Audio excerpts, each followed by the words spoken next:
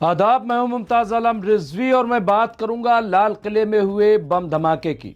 जी हां, कार धमाका जो हुआ है, अब सरकार की तरफ से ये कह दिया गया है कि वो दरअसल दहशतगर्दाना हमला था जो लाल किले के सामने, कौमी राजधानी लाल किले के सामने मेट्रो के गेट नंबर 1 पर जो हुआ था। उस सिलसिले में एनआईए और दूसरी जो जांच एजेंसियां हैं वो सरगर्म हैं। हर रोज़ किसी न किसी को अरेस्ट किया जा रहा है, हर रोज़ नई खबरें आ रही हैं। माहौल ये बनाया जा रहा है कि इसमें सिर्फ और सिर्फ मुस्लिम इन्वॉल्व हैं, डॉक्टर्स, वाइट कॉलर वो इन्वॉल्व हैं और पूरे देश के मुसलमानों को और बतौर ख़ास कश्मीरी मुसलमानों को कटघरे में खड़ा किया जा रहा है। लेकिन यहाँ पे जो कुछ और नाम आए हैं उसमें गैर मुस्लिमों के नाम आए। वो जो गैर मुस्लिमों के नाम आते हैं, जब उनका नाम आता है तो जो गोदी मीडिया है, ख़ास तौर से जो प्रोपेगेंडा मीडिया है, वो खामोश हो जाता है, उनका जिक्र तक नहीं करता। अभी मैं अखबारात में भी देख रहा था तो कुछ ने तो नाम लिख दिया लेकिन कुछ ने जिक्र ही नहीं किया। बस अमोनिया नाइट्रेट मिला है, कहाँ से मिला है, कैसे मिला, कोई बात उससे नहीं बताई जा रही, सिर्फ मुस्लिमों का नाम लिया जा रहा है। देखिए, मैं कह रहा हूं कि जो भी दहशतगर्द है या दहशतगर्द की जो मदद कर रहा है उन सब को अरेस्ट किया जाए, किसी को न बख्शा जाए, ख्वाह कोई भी हो। अब यहां पे देखिए, अभी 300 किलोग्राम अमोनिया नाइट्रेट वो मिला है दिनेश सिंगला जो है उसके जरिए से, और एनआईए ने दिनेश सिंगला को पकड़ा है। नूह का रहने वाला है, खाद की इनकी दुकान है और खाद की दुकान में ये खाद बेचता है। लेकिन इसी के ज़रिए से खबर ये है कि डॉक्टर मुदम्मिल को विस्फोटक सामग्री जो मादा है धमाका खेज, वो इसी ने उन्हें बेचा था। ऐसा यहाँ पे बताया जा रहा है कि डॉक्टर मुदम्मिल को इसी शख्स ने, जिसका नाम है दिनेश सिंगला, ये 300 किलोग्राम अमोनिया नाइट्रेट को फरोख्त किया गया था। तो इस तरह से आप देखिए एक बड़ा नाम सामने आया है। इससे पहले अभी आप देखिए हरियाणा की रहने वाली रोहतक की जो डॉक्टर प्रियंका शर्मा, जिन्हें आप देखिए अभी कल ही उन्हें अरेस्ट किया गया, उन्हें पकड़ा गया और उन्हें अनंतनाग मेडिकल कॉलेज से अरेस्ट किया गया, उनसे पूछताछ जारी है। तो ये नाम, इसके अलावा कई और नाम आए थे।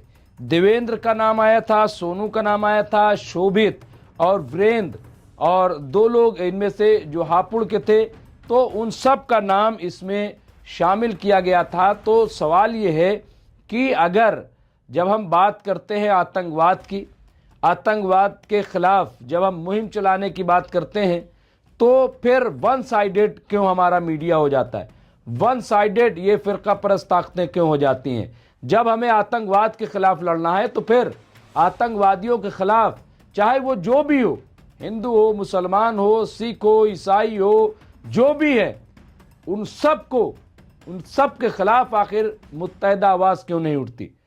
हमने कभी या किसी मुस्लिम ने कभी आतंकवाद की हिमायत नहीं की, कभी समर्थन नहीं किया।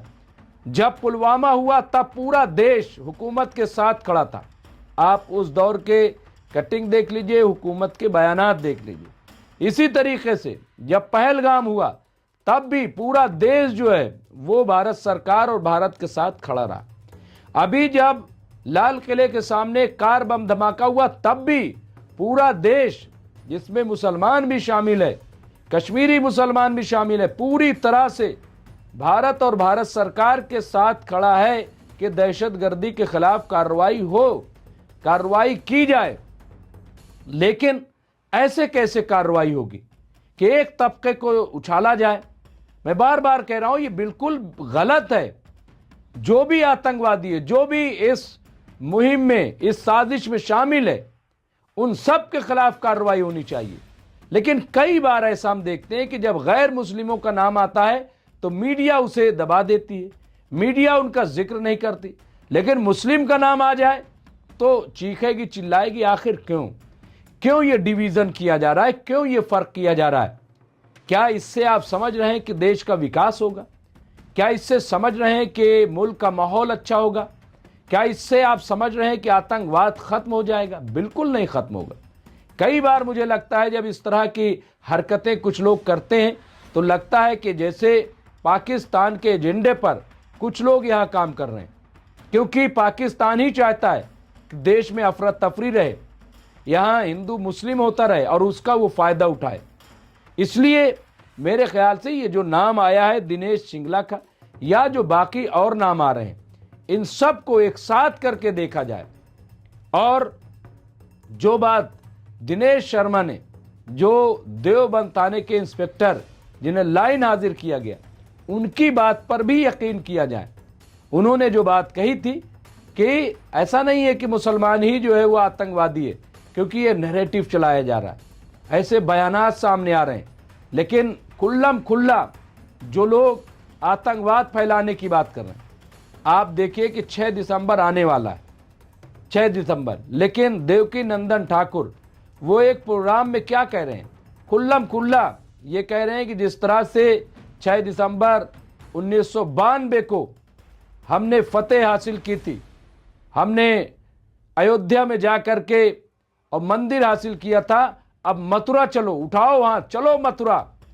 इस तरह की बातें, इस तरह उन्माद फैलाना, ये अच्छी बात है? संविधान के खिलाफ बार बार जिस तरह की बातें की जा रही, मैं जिक्र भी नहीं करना चाहता, लेकिन क्या ये अच्छी बात है? अब आप कहेंगे इसको जोड़ क्यों रहे? मैं जोड़ नहीं रहा हूं, मैं बता रहा हूं कि मुल्क का माहौल कैसे खराब किया जा रहा है, कैसे मुल्क का माहौल बिगाड़ा जा रहा है, क्यों इस तरह की बातें की जाती हैं। अगर आतंकवाद के खिलाफ लड़ना है, आतंकवाद के खिलाफ हम लड़ना चाहते हैं, तो फिर हमें जो भी इसमें इन्वॉल्व है, सबके खिलाफ हमें कार्रवाई मुत्तहिदा तौर पे करनी पड़ेगी। ये नहीं कि किसी को महज पूछताछ की बुनियाद पे छोड़ दें और कहीं बस पकड़े और बुलडोजर चला दिया, इससे काम नहीं चलेगा, इससे बात नहीं बनेगी। आपने कहा था, सरकार से सवाल तो हो ही रहा है कि भाई हम नोटबंदी इसलिए कर रहे हैं इससे आतंकवाद खत्म होगा, क्योंकि काला पैसा आतंकवाद में लगता है, नहीं खत्म हुआ। आपने 370 कहा कि हम खत्म कर रहे हैं, कश्मीर का माहौल अच्छा होगा, तो क्या कश्मीर का माहौल अच्छा हो गया? क्या आतंकवाद रुक गया? नहीं रुका। मुसलसल इस तरह के पाकिस्तान के खिलाफ ऑपरेशन सिंदूर चला, लेकिन क्या पाकिस्तान मान गया? पाकिस्तान क्या डर गया? तो फिर उसके खिलाफ क्या कार्रवाई नहीं होनी चाहिए?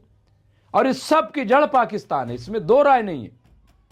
लेकिन सवाल यह है कि देश के अंदर कौन मुल्क के खिलाफ काम कर रहा है कि मुल्क को तकसीम किया जाए, डिवाइड किया जाए हिंदू मुस्लिम में। इन पे भी नजर रखने की जरूरत है, जो लोग भी ऐसा काम कर रहे हैं, क्योंकि देशद्रोही जो भी है, जो भी, उन सब के खिलाफ कार्रवाई होनी चाहिए, खिलाफ एक्शन लिया जाना चाहिए। 150 करोड़ का देश जो आज भी सोने की चिड़िया है, पूरी दुनिया की नजर हिंदुस्तान पर है, हर कोई हिंदुस्तान में तिजारत करना चाहता है, बिजनेस करना चाहता है। कल मैं एक बात कह रहा था, मेरी जबान से ये बात निकली कि आप बताइए कि पूरी कंपनियां हिंदुस्तान आती हैं और अमीर बन के चली जाती हैं, लेकिन जो हिंदुस्तानी है वो गरीब का गरीब है। आज भी 80-85 करोड़ लोग इसी हिंदुस्तान के 5 किलो अनाज पर अपनी जिंदगी गुजार रहे हैं। आप बताइए, हम पे कर्ज कितना हो गया है? 248 लाख करोड़ का कर्ज हो गया हमारे देश पे।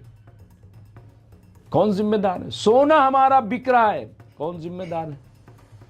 ये देश की हालत है। लेकिन ऐसा नहीं कि देश में कुछ नहीं, देश में बहुत कुछ है, बहुत कुछ है, लेकिन निजाम ठीक नहीं।